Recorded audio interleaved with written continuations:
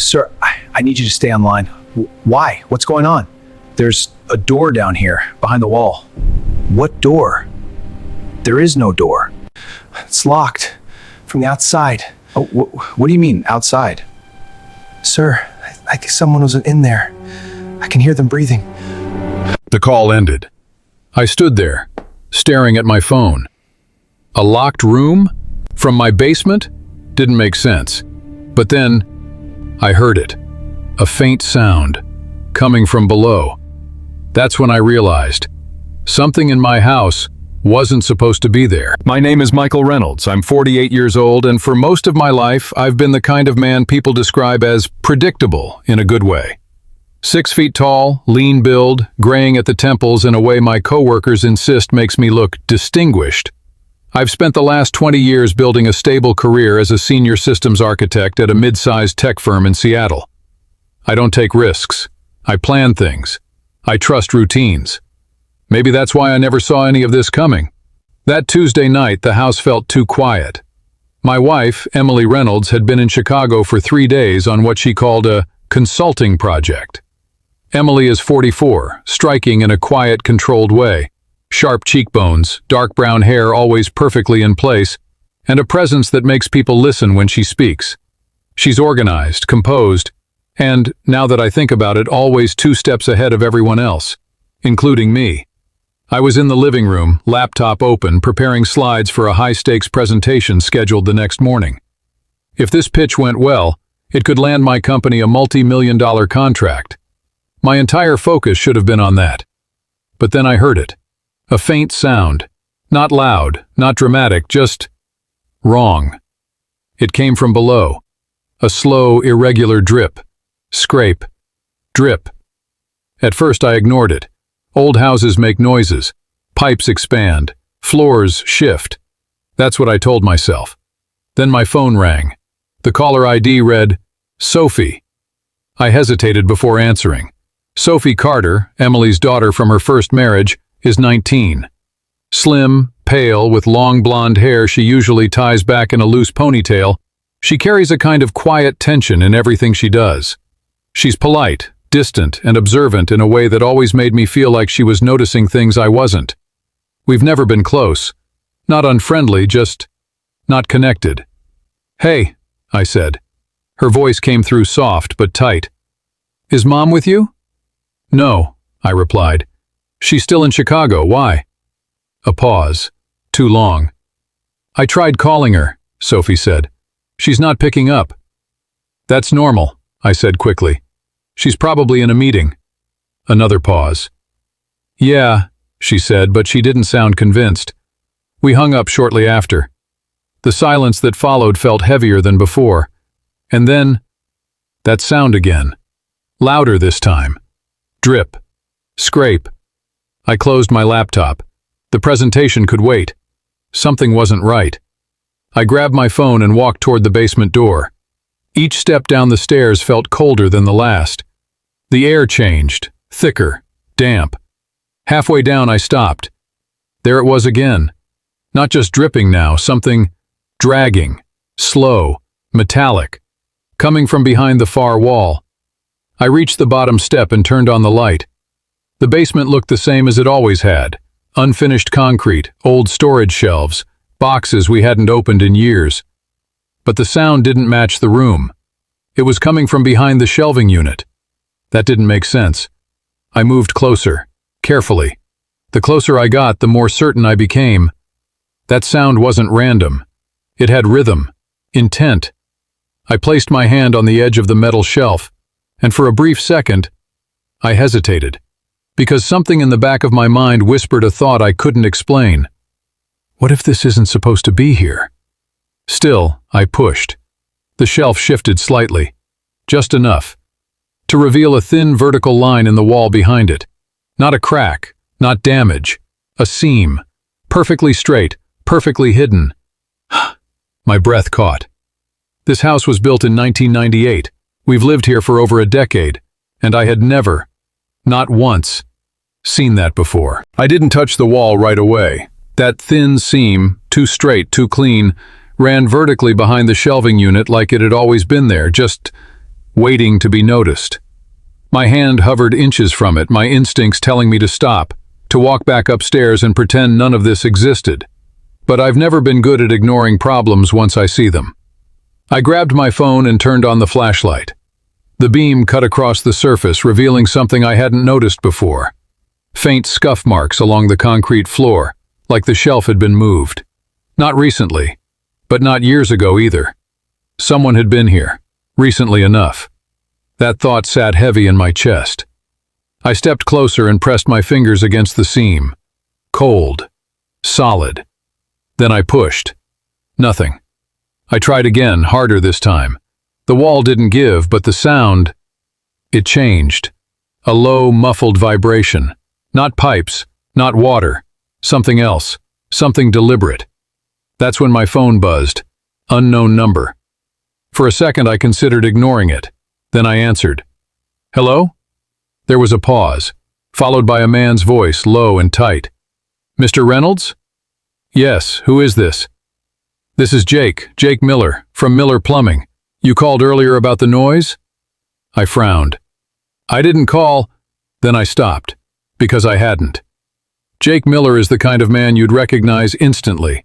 Mid-40s, broad-shouldered, rough hands from years of manual work, the kind of face that looks permanently tired but alert. His voice matched that image, steady but now strained. I'm in your basement, he said quietly. My stomach dropped. What? I let myself in through the side door. It wasn't locked, he continued. I thought you were home. I am home. Silence. Then his voice dropped even lower. Then don't move. I turned slowly. The basement behind me felt different now. Too quiet, too still. What's going on? I asked. Jake exhaled like he was trying to keep himself under control. There's a space back here, he said. Behind the wall. My eyes locked back onto the seam. I see it, I said. Another pause. You hear that sound? He asked. Yes. It's not pipes. I swallowed. Then what is it? There was a long silence on the line, and when he spoke again, his voice had changed.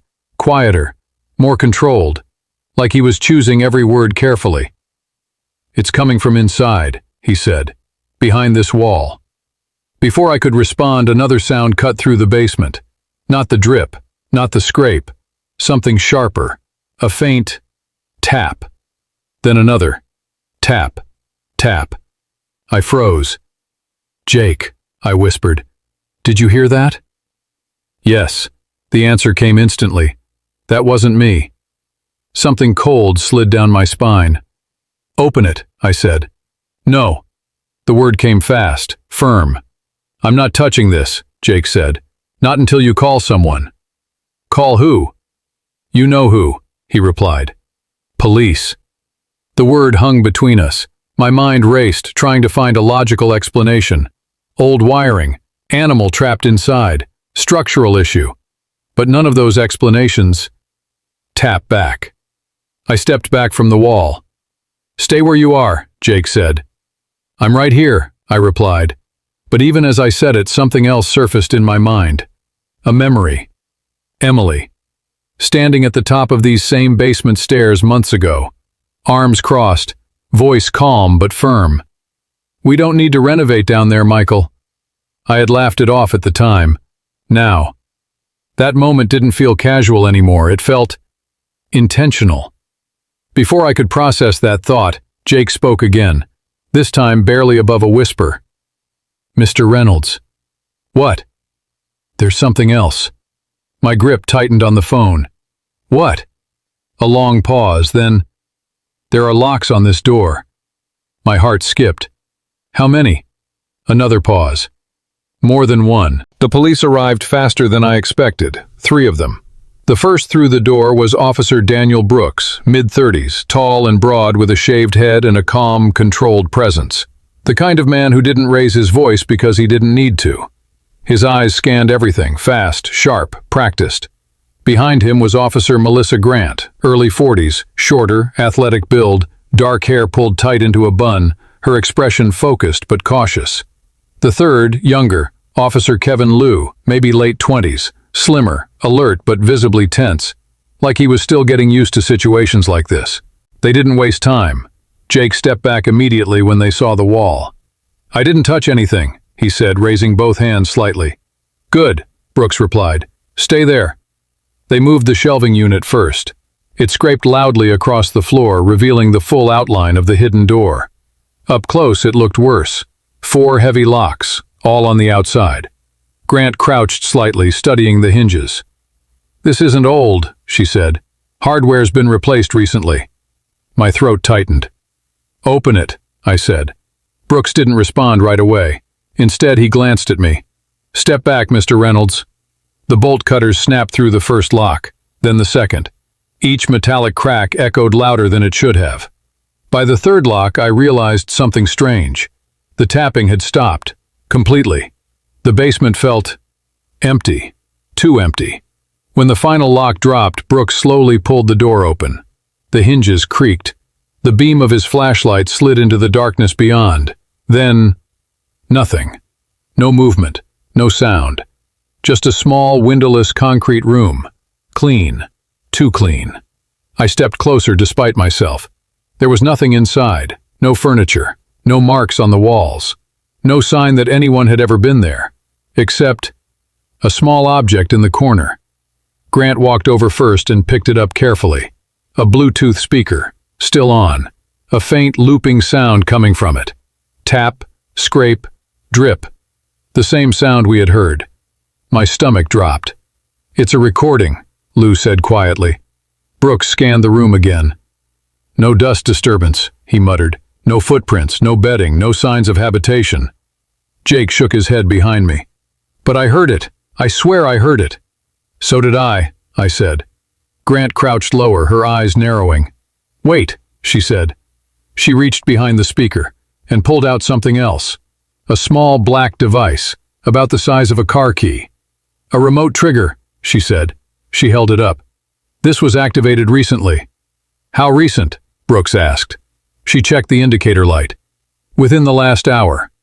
My mind struggled to catch up. "You're saying," I started. Brooks finished it for me. "Someone turned this on after your plumber got down here." Silence, heavy, uncomfortable. Then, "Sir," Lou spoke again, hesitant this time. "You have security cameras?" "Yes," I said immediately. "Front door, backyard." "Access them." I pulled out my phone, hands slightly shaking, opened the app, scrolled to the timeline, and froze. The feed was blank. From 7:12 p.m. until now. No footage, no motion alerts, nothing. "That's not possible," I muttered. Grant looked at Brooks. "They were disabled." "Not remotely," Brooks added. "Too clean." He turned slowly toward me. "Mr. Reynolds, who else has access to your system?" Before I could answer, my phone rang. This time it was Ethan Cole, early 50s, my direct supervisor at the firm. Tall, always dressed sharply, with a voice that carried authority even when he whispered.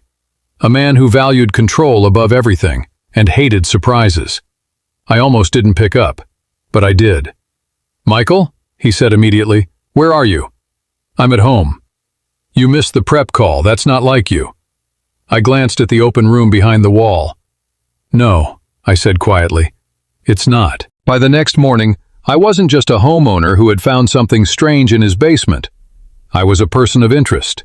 Detective Laura Bennett was the one who made that clear. Early 40s, sharp features, shoulder-length auburn hair, and eyes that didn't miss details. She had the calm patience of someone who had seen too many lies to be impressed by confidence. When she spoke, it wasn't loud, but it carried weight. We sat across from each other at my kitchen table. "My name is Laura Bennett," she said, sliding a thin folder toward me. "Seattle PD. I need you to walk me through everything again." I did. Every detail. The sound, the wall, Jake, the locks, the empty room. She didn't interrupt once, but when I finished, she opened the folder. Inside was a printed document, a rental agreement. I frowned. "What is this?" "Storage unit," she said.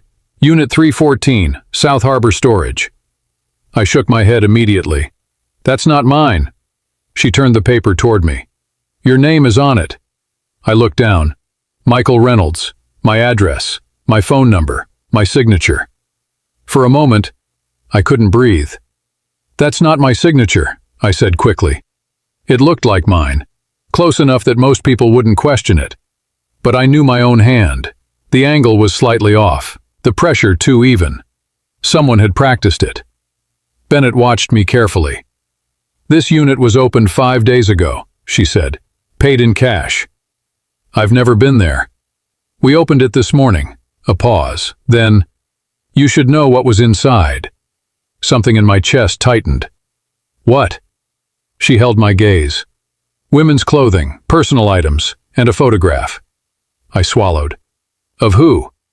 "A missing person," Bennett said. The name hit the room like a weight. "Her name is Rachel Kim." Rachel Kim. I didn't recognize it, but something about the way Bennett said it made it feel important. "She was reported missing 9 days ago," Bennett continued. "Last seen leaving her apartment in downtown Seattle. No signs of struggle, no witnesses." "And you think I don't think anything yet," she cut in calmly.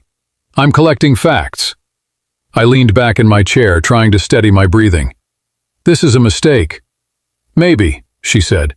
"But right now your name is attached to a location connected to a missing person. That makes you relevant." My phone buzzed on the table. Another unknown number. I ignored it. "I didn't rent that unit," I said again. "Someone is setting me up." Bennett didn't react immediately. Instead, she reached into the folder and pulled out a second document. Bank records. My bank records. I leaned forward. "What is that?" "Transactions," she said. "Last 6 months."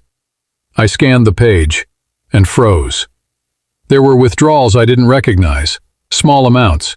$120, $85, $200, spread out, irregular, but consistent enough to notice now that someone had pointed them out. "That's not," I started, but I stopped, because I wasn't sure anymore. "You didn't authorize these?" Bennett asked. "No." "Who has access to your accounts?" "My wife." The answer came automatically. Too automatically. Bennett nodded slightly, like she expected that. "We'll need to verify everything," she said. After she left, I sat there for a long time, alone, trying to piece it together. And then, a name surfaced in my mind. Kevin Parker, late 40s, former colleague from my early years at the firm. Tall, slightly overweight, always sweating under pressure. The kind of guy who cut corners when no one was watching. We hadn't spoken in years, but he knew my signature. We used to sign documents together all the time. Could someone have used him? Or was that too easy? I stood up and walked to my office, opened my laptop, pulled up my account history directly. The same transactions were there, real, not fabricated, which meant one thing. This wasn't just a frame job. It was a long one, and somewhere in the middle of it, someone had been using my name, like it belonged to them. I didn't go to work that day. I told Ethan I was sick, something I hadn't done in years. He didn't question it, but I could hear the shift in his tone. Less patience, more distance. In his world, reliability was everything, and I had just broken mine. But none of that mattered now, because I couldn't stop thinking about one thing: Rachel Kim. Her name had settled somewhere deep in my mind, like it belonged there. I stood in the doorway of our bedroom for a long time before stepping inside. Everything looked normal. Too normal. The bed was made the way Emily always made it. Tight, precise, almost clinical. Not a wrinkle out of place. The faint scent of lavender lingered in the air, the same one she had used for years. Calm, controlled, predictable. Emily Reynolds was a woman built on control.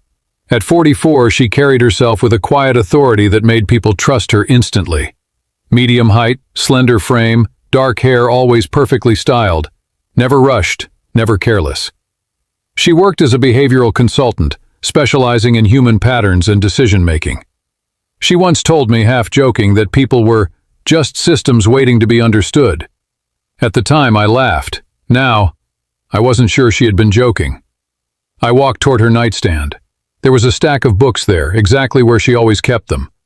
Emily read constantly, mostly psychological thrillers, crime analysis, anything that explored how people think under pressure. Her favorite was always on top.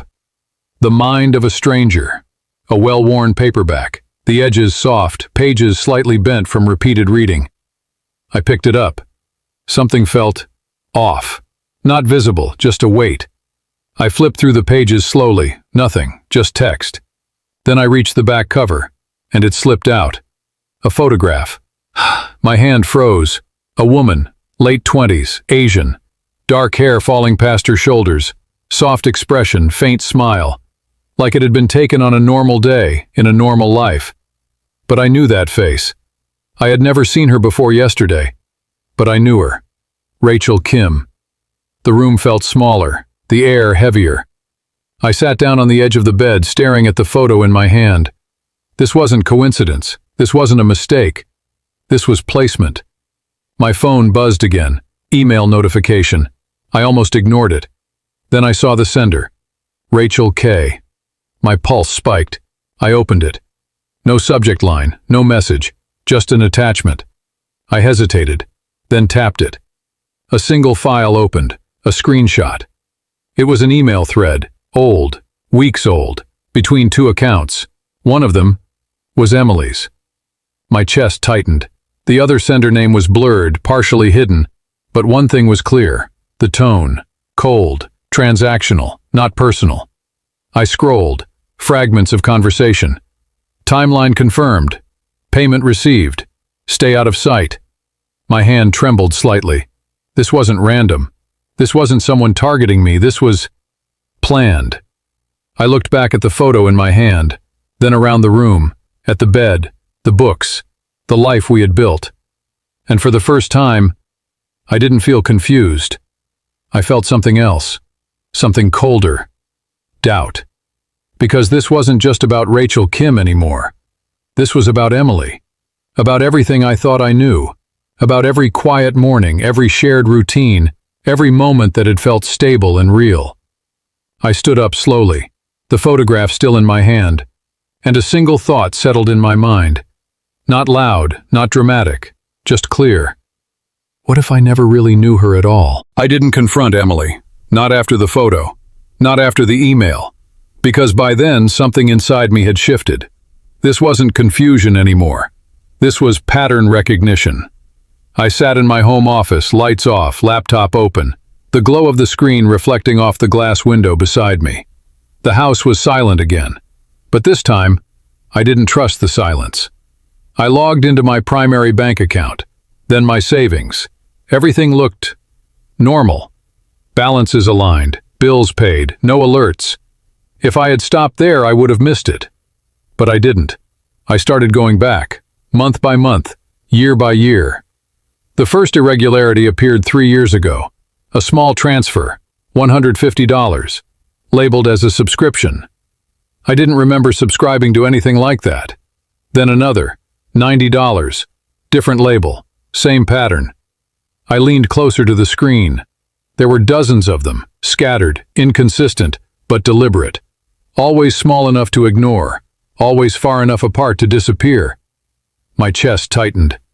This wasn't theft, this was design. I exported the statements and opened them in a spreadsheet. That's what I do. I break systems down until they tell me the truth. After 20 minutes, a pattern emerged. Every third month, a withdrawal, then a transfer, to an account I didn't recognize. I clicked on the destination. Restricted, no visible owner, but the account name contained my initials. My fingers went cold. I opened another tab and ran a broader search. Accounts under my name, credit lines, linked assets. That's when I found it. A secondary account, registered under Michael A. Reynolds. Not my full legal name, but close enough. Too close. I had never opened it, never seen it, and yet, it had been active for over 4 years. Read everything before you sign, Michael. The memory hit me unexpectedly. Thomas Green, our family lawyer, late 50s, silver hair, always wearing tailored suits, the kind of man who spoke slowly because he expected you to listen. He had handled our house purchase, our joint accounts, most of our legal paperwork over the years. I remembered sitting across from him once, years ago. He had looked directly at me. "You trust too easily," he said. "That's not a flaw, but it is a vulnerability. At the time, Emily had laughed it off. "I handle the paperwork," she had said. "Michael handles everything else." Thomas didn't laugh. I leaned back in my chair. Emily had handled everything financial since our second year of marriage. It had felt like a relief. Now, it felt like exposure. My eyes moved to the travel calendar pinned beside my desk. Emily's schedule. Chicago, Boston, Denver, San Diego. Consulting trips. Always brief, always vague. I stood up slowly, walked over, ran my fingers along the dates.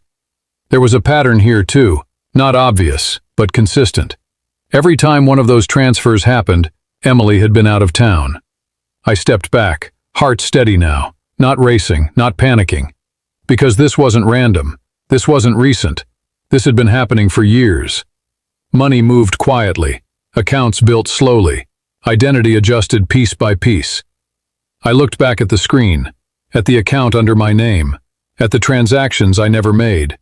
And for the first time, I understood the scale. This wasn't a mistake. This wasn't a setup that started last week. This was a long game, and Emily had been playing it for a very long time. I didn't confront Emily. I smiled at her. That was the first move. When she came home 2 days later, everything about her was exactly the same. Same composed posture, same calm smile, same soft voice asking, "Are you okay, Michael?" And for the first time in my life, I lied without hesitation. "I'm fine." Emily Reynolds was good at reading people.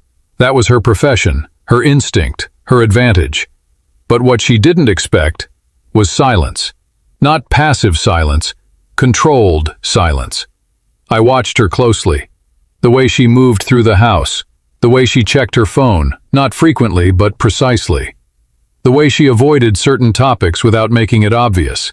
She hadn't changed, which meant she didn't think she needed to. So I became predictable again, routine, normal, harmless. 3 days later, I made my second move.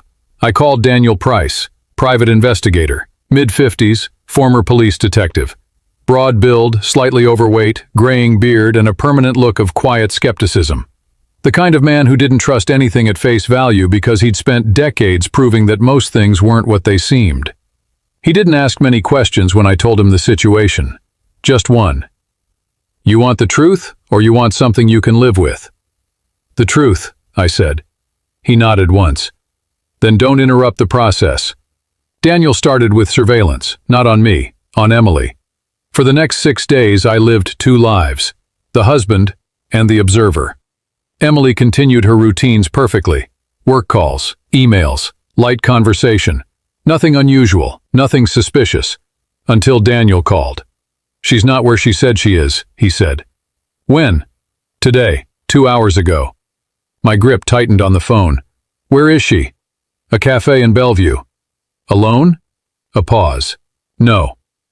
The woman Emily met didn't match what I expected. Daniel described her in detail. Late 20s, Asian, slim, shoulder-length dark hair, nervous posture, constantly looking around, hands fidgeting, like she wasn't comfortable being there. My chest tightened. Rachel Kim. "I got photos," Daniel said. "Clear ones." "Stay on them," I replied.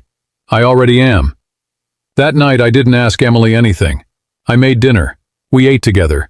She smiled, talked about her day, and I nodded, like I believed every word. But I didn't need to ask questions anymore, because I had something better. Daniel installed the recorder the next day. Small device, hidden, inside the sunroom. Emily's favorite place to take private calls. "Don't listen too early," Daniel warned. "Let it build." So I waited. 3 days, 4, 5. Then it happened. A call. I sat in my car, parked 2 blocks away from the house, engine off, phone in my hand, listening. At first it sounded normal. Emily's voice, calm, controlled. Then it changed, subtle, but different. "He doesn't know," she said. A second voice responded, soft, uncertain. "What if he figures it out?" "He won't," Emily replied, confident, certain. My heart slowed, not faster, slower. "Everything is already in place," she continued. "The account, the unit, the timeline." A pause. And him? Emily exhaled softly. He's exactly where I need him to be. I closed my eyes, not in shock, not in anger, in clarity. Because now, there was no doubt, no theory, no possibility, only truth. I opened my eyes again, looked straight ahead, and for the first time since this started, I wasn't reacting anymore. I was planning. I didn't rush. That was the difference between reacting and ending something. 2 days after the recording, I met Daniel Price again. Same quiet cafe, same corner table. He slid a thin folder across to me. Photos, timestamps, transcripts. Everything clean, everything organized. She's careful, he said, but not perfect. No one is, I replied. I added my part. Bank records, the secondary account, the forged signature, the email thread, all of it laid out piece by piece like a system diagram. For the first time since this began, it made sense. That night I didn't go to the police, not yet, because I needed one more thing: control. I created a new email account, no name, no trace. Then I attached 2 files, the recording, and a photograph Daniel had taken. Emily sitting across from Rachel Kim in that cafe, clear enough to remove any doubt. I hit send. To Emily. 40 minutes later, she came upstairs. I was in the bedroom, sitting on the edge of the bed, waiting. Emily stood in the doorway. For a moment, she didn't move, and that alone told me everything. Because Emily always moved, always adjusted, always controlled the room. Now, she was still. She stepped inside slowly. Her face was calm, too calm. "What is this?" she asked, holding up her phone. I looked at it, then at her.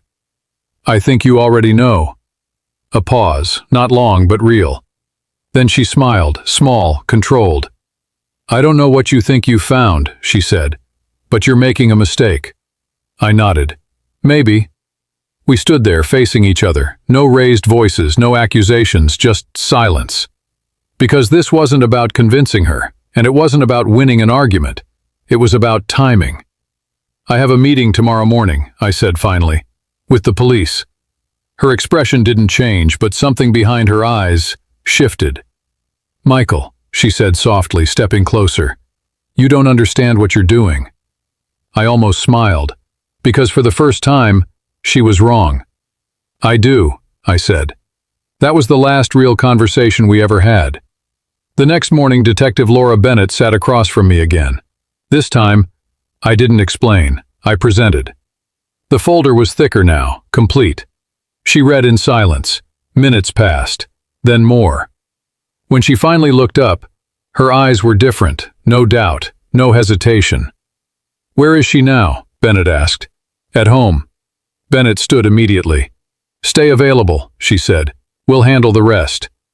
I drove back slowly, not fast, not nervous, just steady. When I pulled into the driveway, 2 patrol cars were already there. The front door was open, voices inside, controlled, firm. I stepped in just as they brought her out. Emily Reynolds, hands cuffed behind her back. She didn't resist, didn't argue, didn't look at the officers. She looked at me, just once. No anger, no fear, just calculation, even now. But something was missing, certainty. I stood there, watching them take her away. Emily looked back at me, and for the first time, I wasn't someone she understood. She knew my routines, my habits, my signature, but she never understood one thing: how long I could stay quiet before making my final move. She spent years building a system around me. I ended it. In days. And then she was gone. The door closed, the sirens faded, and for the first time in years, the house was quiet in a way that felt real, not controlled, not staged, just empty. I walked back inside slowly, past the living room, down toward the basement. The wall was still there, the seam still hidden, like nothing had ever happened. But I knew better, because this time, I wasn't the one being watched anymore.